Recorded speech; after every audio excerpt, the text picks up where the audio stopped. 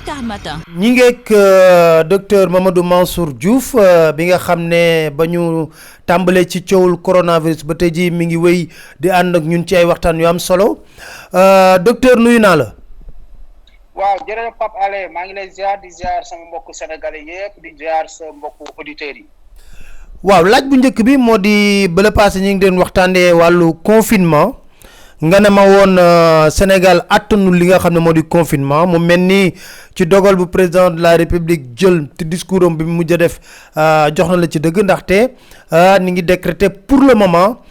li nga xam ne moo di état d'urgence sanitaire ak li nga xam ne moo di couvre-feu ñu gis tamit ne teewul ñi am nañu 105 cas fi may wax ak yow nii tey mu mel ni mbir yi dakkul mi ngi wéy wante xamam sant yàlla mën nañ ko wax parce que pic bi ñu doon yaakaar amaguñ ko est-ce que yaakaar nga ne bu ñu wéyalee doxalin bi nii dina mën a jur ngënal ci askanu Sénégal. waaw jërëjëf Pape Alé maa ngi lay gërëm di la sant ci occasion bi ñu may jox nii à chaque fois pour mën a waxtaan ak suñu mbokk yi ci wàllu feebar bi boo fàttalikoo la dernière fois suñu waxtaan am na bu ma soulevé woon wan leen ni feebar bi. donte ñu ngi doon wàññi benn nat ñaaral yooyu neewoon naa leen feebar bi dafa nar a continuer te gis nga épidémie noonu lay fonctionner donc bu ñu xoolee courbe de progression wu épidémie donc li ñu gis nii tey ñun jaaxaluñu moo tax tey par exemple su ma la joxee rendez-vous fii ak dans 2 semaines après bu boobaa leneen la ñuy waxaat encore donc feebar bi ay la jëwel dafa nar a continuer beneen bi le problème du confinement comme ni ma la ko waxoon keroog neewoon naa la suñu réew attanul confinement xam nga feebar yi boo amee mesures yi ñuy jël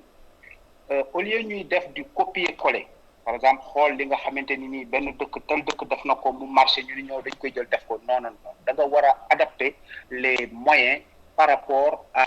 aux réalités de ta population ñun Sénégal dañu am suñuy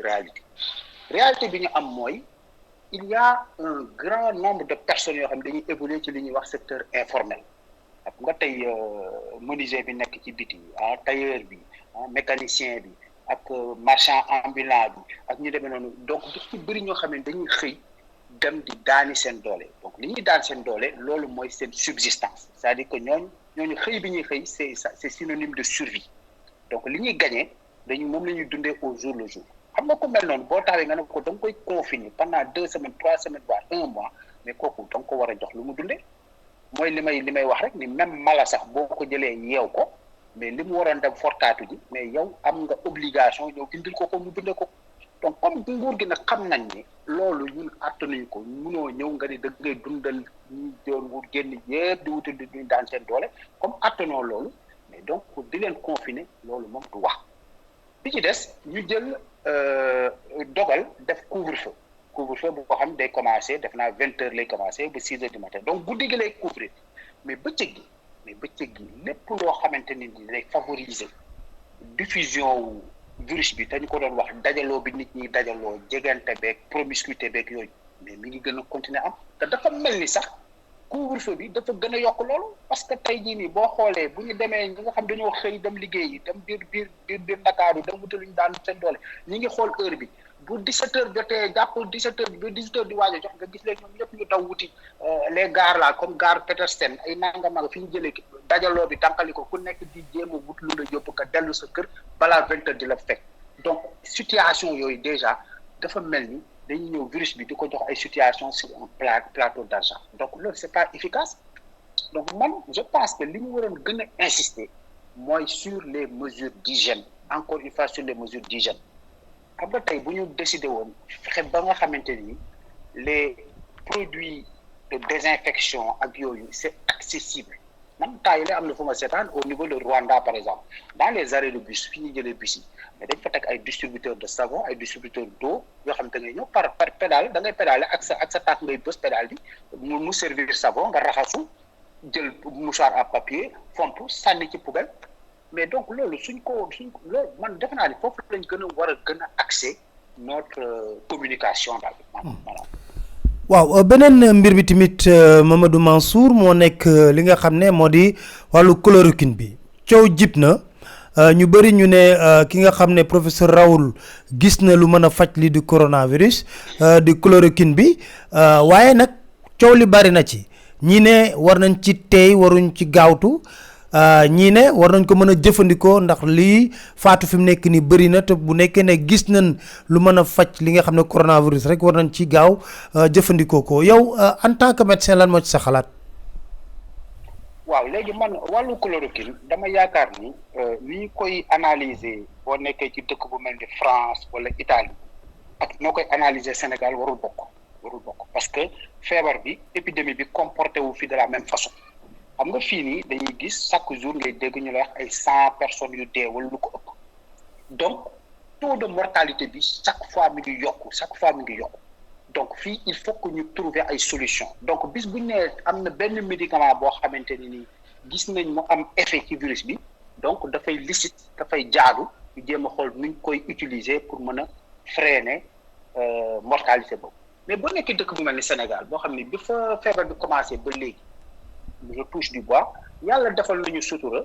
ay forme yu simple la ñuy am forme li ñuy wax forme bénigne yoo xamante ni man day ba léegi déggaguma ku ñu ni faatu na fa ci wàllu feebar bi biir Sénégal donc est-ce que par exemple ñun suñu priorité mooy naan dañuy jël médicament boo xamante ni nit ñaa ngi ciy werante war nañ koo utiliser waruñu koo utiliser ñu naan dañ koy utiliser ci ñoo xamante ni nii ay li jëwén bi leen feebar bi commencé Sénégal ba léegi ñu fa dal ñëpp bu soobee suñu borom incha allahu rabbi ci wér la ñuy mujjee amaguñu fa ay cas grave léegi man ma yaakaar ne Sénégal tey bu ñu demoon ba war a utiliser médicament bi ñuy wax chloroquine ci wàllu feebar bi dañu war a identifier ci yan malade lañ ko war a utiliser parce que ñi koy utiliser feneen tamit du ñi képp ku am ku ñu gis doomu jàngoro bi ci yow rek dañ la koy jox loolu xel mënu ko nangu te loolu amul sens. donc dañu war a identifier ban groupe de malades ñoo ko war a am ñoo xamante ni ñii bu leen ko joxee mën nañ ci yaakaar un effet positif léegi loolu ñi nga xamante ni dañoo am feebaru coronavirus mën nga leen a xaaj ñetti xaaj benn xaaj bu njëkk bi mooy ñi nga xamante ni amuñu benn symptôme ñoo xamante ni mooy ñi ma la doon wax keroog nga xam ne ñooy wër di wàlle affaire bi ñoo xamante ni mar de taali te kenn du ko sentir donc moo xam ne yore nañ doomu jàngoro bi ci ñoom te sëqatuñu tisóoliwuñu amuñu feebar amuñu nangam ñooñu ak ñi nga xamante ni dañoo am ay symptômes yoo xam ne ci tisóoli la yem ak sëqat ak yaram bu tàng ca la yem maanaam ay li ñuy wax ay forme bénigne forme mineure ñooñu seen évolution naturelle feebar bi mooy nga jox leen garab ak nga ñàkk leen a jox garab dañuy wér bu soobee suñu borom loolu moo waral ñi nga xam dañoo nekk ci groupe boobu fii ci France kenn du leen indi hôpital seen kër la ñuy toog ñu leen di jox ay consignes ñuy surveiller seen bopp bu seen yaram tàngee ñu jël garab buy wàcc feebar maanaam paracétamol di naan ndox bañ a déshydraté et cetera ba affaire bi demal bopp donc loolu la ñuy wax confinement à domicile ñi nga xam ne yooyu am nañu ci bëri ñoo xamante ni voilà loolu moo leen dal dañ leen confiner seen donc ñooñu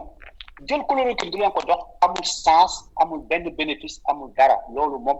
au contraire sax da ngay risqué parce que yaa ngi leen jox médicament boo xam ne sax mën na leen indil ay effets secondaires alors que boo leen bàyyee joxoo leen dara ñu ngi donc ñooñu dañ leen war a seppi leeral ko même foofu Sénégal leeral ni ñooñu kenn du leen ko jox beneen deuxième groupe bi mooy groupe bi ñi nga xamante ni dañoo grave mooy malade yu grave yu nekk réanimation ba nga xamante ni dugal na sol nañ leen machine boo xam ne mooy noyyi machine noyyi ci ñoom yaa ngi dégg seen roño yi bloqué wu nga xam dañuy jël machine artificielle di leen dialyser ak yooyu ñooñu nga xam nekk nañ ci état bu grave ba pare ñooñu seen problème nekkatul virus bi nga dem di jël loo xamante ni day dindi virus bi seen yaram loolu nekkatul problème bi donc li ñuy wax naan défaillance vitale yooyu am noonu loolu mooy priorité bi léegi nag mu am si ñaari diggante ñaar ñooñu nag benn groupe boo xamante ni mooy maladie yi nga xamante ni dañu am ay symptômes yu xaw a sévère nga xamante ni ku bàyyi boo deful dara ñu évoluer dem ci beneen wàll gi ñu nekk réanimation noonu donc ñooñu man defe naa ne groupe boobu noonu nag ñooñu bu fekkente ni dañu war a utiliser chloroquine ci ñooñu la xel nangu ni war nañ ko faa mën a def di ci am yaakaar ni buñ leen ko joxee dina mën a tere pour ñu basculer di dem ci forme grave xam nga bu boobaa mën nañ taxaw am ne kat ñii kat bi ñu leen joxee chloroquine kat ay la yàlla def na sutura tane nañu wér nañu mais demuñu def potentiel de gravité ñooñu mooy ñi nga xamante ni dañoo am symptômes yu ñu lim ba pare jékki-jékki na di commencer am difficulté pour noyyi nga xam da ngay noyyi bi di kii ngay sentir daal da ngay gaaw a sonn da ngay appaat ñuy gën a soxla oxygène nga xam bu ñu leen téye hôpital da nga leen jox oxygène boo jox oxygène bi du doy ngay gën a yokk di yokk oxygène bi balaa ñuy yegg foo xam ne dañuy lijjanti naan nag da nga leen a war a def sous machine wala war leen def sous machine te moyen yooyu nga xamante ni réanimation yooyu nga xamante ni moom laay jooy man depuis le début boobu ba léegi amaguñ ko foofu suñu dëkk donc ñooñu pour jox leen chloroquine man defe naa ne groupe boobu lañ war a leeral ni ñooñu lañ koy jox. bi ci des li ñu war a leeral te loolu defe naa nit ñi wax nañ ko foofu mooy du affaire prophylaxie donc prophylaxie moom waxaale wuñ ko. waaw ci loolu laa lay laaj ban jàngat parce que dafa mel ni tamit professeur Raoul ba mu waxee ba tey jii ñu bëri ñu ne dafa am ay firme pharmaceutique yoo xam ne ñu ngi ci xeex bi lépp ngir mbirum koppar ban jàngat lañ war a def ci feebar bi. waaw léegi xam nga feebar moom bu mës a am ñi laam-laamee traitement bi wala wàllu diagnostic ak yi demee noonu c'est sûr que firme pharmaceutique yi ñooñu wax laboratoire yi ñoom loolu mooy seen liggéey te ñooñu seen liggéey mooy defar ay garab pour jaay ko léegi nag c'est sûr que ni intérêt yi nekk en jeu moom dafay énorme te loolu bon duñu dañu koy lijjanteeg yooyu yow doo ko mën a xam mais li si am mooy ni feebar bii nii nga xamante ni dañ ko tuddee ci li ñuy wax ci wàllu tubaab maladie émergente mooy day nekk ay feebar yu bees yoo xamante ni ay virus ay bactéries ak yu demee noonu ñoo koy joxe te ba pare muy wàllaate li nga xam ne moom laa bëgg nit ñi xam ko mooy at yi nekk suñu kanam dans l'avenir mais dafay continuer di am ndax li ko waral mooy nit environnement bi yàlla suñu borom da ko bind def ko mu lépp équilibré mu am ay doomu aadama am ay mala am ay ngenaaw yaa ngi dégg am gàncax mais ku ci nekk nga trouver sa place donc la nature yàlla daf ko def mu harmonieux am ay cycle am ak yëpp mais nit nag moo ñëw daal di déséquilibré loolu gis nga déséquilibre boobu moo waral virus par exemple ak doomi jàngoro yi nga xamante ni ay mbindeef lañ yàllaa leen bind mais daf leen bindaloon foo nga xamante ñoom fa lañ doon circuler mënoon nañ continuer di fa circuler duñ joteeg doomu aadama dara doomu aadama di dund na fa la ñoom ñu dund see mais doomu aadama moo dem fekk leen fi ñu nekk yaa ngi dégg daal di déséquilibrer li ñuy wax écosystème bi ba nga xamante ni li warul woon a yegsi ci doomu aadama léegi di yegsi ci doomu aadama xam nga yow boo xoolee ni doo yoon doomu jàngoro ñu lay wax da daan nekk ci ay njugub di nekk ci ay yenn mala yu ñu tuddee ay pangolin ak yu demee noonu nga xamante ni nit normalement ñun du ñu lekk genre xeetu kii yooyu donc virus bi mënoon na continuer di circuler ci animaux yooyu ñun du joteeg ñun dara mais ba nit demee nag di commencer lekk genre animal yooyu nag ci le virus bi dugg ci moom virus bi tamit comme ni ma doon expliquer keroog li mutation dafay def mutation di adapté wu parce que xàmmeewul yaramu nit donc dafa nekk organisme bu bees ci moom comme moom ci yaramu mala la daan nekk bu ñëwee ci nit il faut mu adapté wu donc léegi comme ñun nag am nañ loolu actuellement nii mais dañoo war a jàng nag bu baax ci feebar bii nii jàngat bi pour mën a préparer yi nga xam ni mooy war a ñëw mu bañ ñu bett li nga xamante ni moom la feebar bi wane ci àddina bi yëpp du Sénégal kese muy àddina bi yëpp mooy système sanitaire yi nit ñi tegoon te jàppoon ni vraiment c'était performant jàpp ni c'est parfait yooyu yëpp wane na ni c'est insuffisant tey jii ni ku la wax France nga xamante ni système sanitaire am moom la ñëpp daan vanter partout dans le monde tey jii nii ñu ngi toog ñun fajkat yi ñu naan la ay yenn coins yoo xam ni sax ay problème masque yi day manqué Italie nga dégg Italie foofu noonu le nord de l'Italie ak ni mu riche la Lombardie ak seen système sanitaire ni mu performant tey jii nii gis nga ko ay 300 morts par jour pourquoi parce que seen moyen de réanimation doyul États-Unis mu rëy ni puissance mondiale nangam grande puissance mondiale tey jii nii toog na gis nañ ni ndekete ñoom seen machine yooyu nga xam ne moom nañu utiliser sauvetage muy machine respirateur ndekete xaajul bay doy yaa ngi dégg léegi nag comme xam nañ loolu mais jàngat biñ ci jàngat mooy ñoom ñëpp ñu ngi daw di def ay commande ñi nga xam ne ñooy defar machine yooyu ñu tuddee machine respirateur yooyu machine réanimation yooyu ak machine yi def dialyse réanimation yi yooyu yëpp daal yi may àndal mais ñu ngi def ay commande pour combler seen gap boobu parce que ëllëg ak si biir xam nañ ni yeneen feebar bu coronavirus bu jeexee mais beneen virus dina ñëw wala beneen bactérie wala beneen parasite dina ñëw indi fi lëmbe lu mel nii donc ñooñu ñu ngi préparé moo tax ma ni mais ñun pendant ce temps ñun suñu réew mais lan lañ def ci loolu xaalis bi nga xam ne moom la ñuy génne daal ni dañ koy def ci plan de riposte ci feebar bi mais ana lan lañ ci pareel ci wàllu domaine santé pour relever suñu plateau technique hôpitaux yi defaraat suñu laboratoire yi defaraat ay réanimation réanimation yi fa jot a nekk ñu équiper leen defaraat yeneen réanimation bu ñuy tabaxaat yeneen hôpitaux tamit ñu jël loolu intégré ko di intégré dañu war def ay services yoo xamante ni bu ñu amee ay maladies transmissibles mën nañuy isoler maladie di leen def ay chambres à part defar ay unités yoo xamante ni c'est unité pour les maladies hautement contagieuses ci ay services yu mel ni service maladie infectieuse ainsi de suite donc genre réflexion boobu là man